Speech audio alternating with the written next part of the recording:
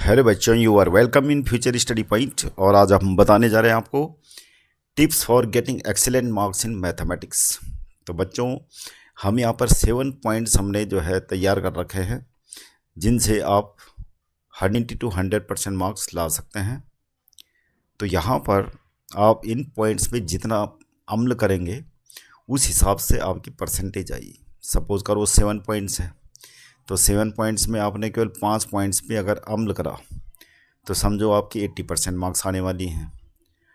तो हम ये चाहते हैं कि आप यहाँ पे 7 जो पॉइंट्स हैं उन पे अमल करिए, उन पे काम करिए, तो आपको एक्सीलेंट मार्क्स मिलेंगी मैथमेटिक्स में।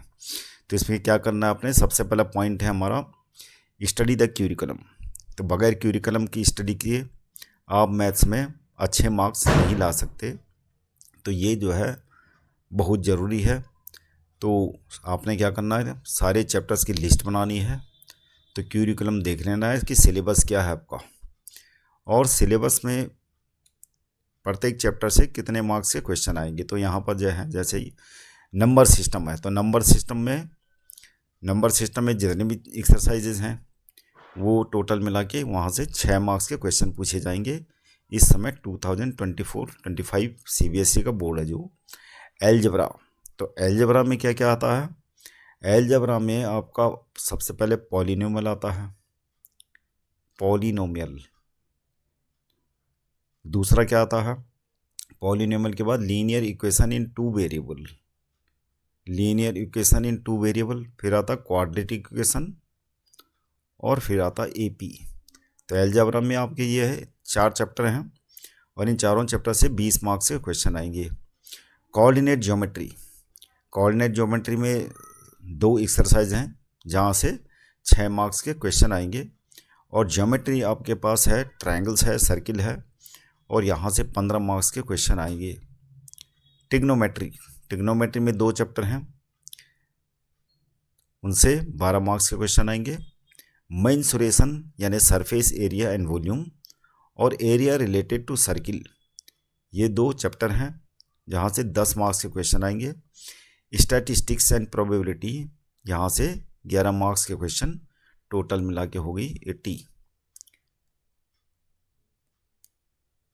सेकंड पॉइंट आपको ये स्टडी कर लेनी है। उसके बाद सेकंड पॉइंट, सारे चैप्टर्स की आपको लिस्ट बना देनी है, एक्सरसाइजेस, और देखना है आपको ये कि कौन सी एक्सरसाइज में आपको टफ लग रही है, और उस एक्सरसाइज में जो भी क्वेश्चन है उनको सॉल्ट आउट करना, और उस टाइप के और भी क्वेश्चन सोल्व करना जो आपको टफ लगते हैं। इस टाइप के क्वेश्चन बार बार करते रहना, जिससे आपकी वीकनेस दूर हो सके। लेकिन अब सबसे पहले आपको पता चलनी चाहिए कि आपकी वीकनेस क्या है। जब वीकनेस पता चलेगी तभी जाके आप उसको दूर करने की कोशिश करेंगे। तो वो करना ज़रूरी है, फाइंड योर वीकनेसेस। तीसरा पॉइंट है study sample papers and last years question papers. यहीं से आपको आइडिया लगेगा कि करंट जो CBSE बोर्ड एग्ज़ाम है उसमें क्वेश्चन पेपर में आपके किस टाइप के क्वेश्चन आने वाले हैं। तो सैम्पल पेपर और लास्ट ईयर के क्वेश्चन पेपर सोल्व करना न भूलें। अगला पॉइंट है फोर्थ, जो सबसे मेन है, concentrate on the method of solving question. अब क्या है, एग्जाम में आप सोल्व करेंगे क्वेश्चन को, प्रत्येक स्टेप के मार्क्स होते हैं। मान ले कोई क्वेश्चन है 5 मार्क्स का, तो उसमें क्या है, मान ले उसमें 6-7 स्टेप्स हैं। अगर प्रत्येक स्टेप्स आपका सही हो, मान लिया सपोज करो कि फाइनली कोई स्टेप्स आपका लास्ट वाला स्टेप्स 6th और 7th गलत हो गया, तो आपको प्रत्येक स्टेप्स के मार्क्स मिलेंगे आपको। तो जैसे कि कोई क्वेश्चन 5 मार्क्स का है, तो 2 स्टेप्स आपके रह गए, तो आपको 3 मार्क्स मिलेंगे। अगर एक स्टेप से 1 मार्क्स का है, तो इसलिए प्रत्येक स्टेप्स यानी मेथड, जो क्वेश्चन सोल्व करने का तरीका होता है, मेथड्स, वो जो है मेथड से करना ज़रूरी है। क्वेश्चन शॉर्टकट को नहीं करना। 5th पॉइंट है do the type of question first in which you are expertise in. अब आप जब प्रिपरेशन कर रहे हैं मैथमेटिक्स की, तो आपको पता होगा कि कौन से क्वेश्चन में आपको ज़्यादा प्रॉब्लम होती है, कौन से क्वेश्चन आप आसानी से कर लेते हैं। तो उस टाइप के क्वेश्चन जो प्रिपरेशन के दौरान आपको इजी लगे हों, वो क्वेश्चन सबसे पहले क्वेश्चन पेपर में सबसे पहले करने चाहिए। इसके लिए क्या होगा, सरप्लस में आपके पास टाइम बचेगा और जो टफ क्वेश्चन होंगे उनको टैकल करने में वो टाइम आपका काम आएगा। तो इसलिए do the type of question first in which you are expertise in. This is our 5th point. 6th point है develop pace of solving questions. अब मान लिया सपोज करो आपने देखा होगा स्पोर्ट्स में कि कुछ बच्चे जो है रेस की प्रैक्टिस करने के लिए स्टार्टिंग में प्रैक्टिस करते हैं, तभी जाके वो compete कर पाएंगे। तो इसीलिए आपको ये पेस जो है आपका डेवलप करना पड़ेगा कि क्वेश्चन करने का जो रेट है यानी सॉल्यूशन, वो आपको क्या करना है, जितना फास्ट हो सके उतना जल्दी करना है। क्योंकि हो ना हो कि कुछ क्वेश्चन आपको आते हों और वो छूट जाएं। तो ये होने के लिए आपको क्या करना पड़ेगा, develop pace of solving question. और ये तभी होगा जब लास्ट ईयर के क्वेश्चन पेपर्स को सोल्व करने का आप चेक करेंगे और बार बार चेक करेंगे, बार बार जो है सोल्व करेंगे। आप देखेंगे कि जब आप तीसरी बार सोल्व कर रहे हैं तो आप उस क्वेश्चन पेपर को जल्दी कर रहे होंगे। इसी को बोलते हैं develop pace of solving question. Follow the revision cycle plan by you.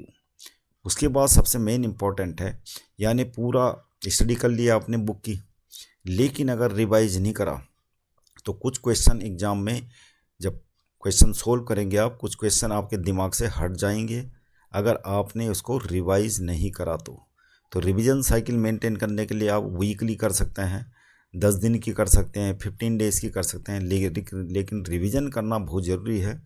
होता क्या है कि बहुत सारी चीज़ें जब टीचर्स आगे से समझा रहा होता है या सॉल्यूशन आप यूट्यूब में भी देख रहे होंगे, तो उस समय तो आपके समझ में आ जाता है, लेकिन कुछ टाइम के बाद कुछ चीज़ें उसकी क्या हो जाती हैं, स्किप हो जाती दिमाग से। उसका कारण है हमारा कॉन्शियस माइंड। अगर आपका करंटली टीचर आपका क्वेश्चन समझा रहा है तो अभी तो कॉन्शियस माइंड की वजह से जो है आप वो जल्दी से आप समझ लेते हो, लेकिन कुछ टाइम बाद दिमाग से वो चीज़ हट जाती है। तो इसीलिए ये परसेंटेज स्टूडेंट टू स्टूडेंट अलग हो सकता है, लेकिन ज़्यादातर ऐसा होता है कि कुछ चीज़ें जो हैं स्किप हो जाती दिमाग से।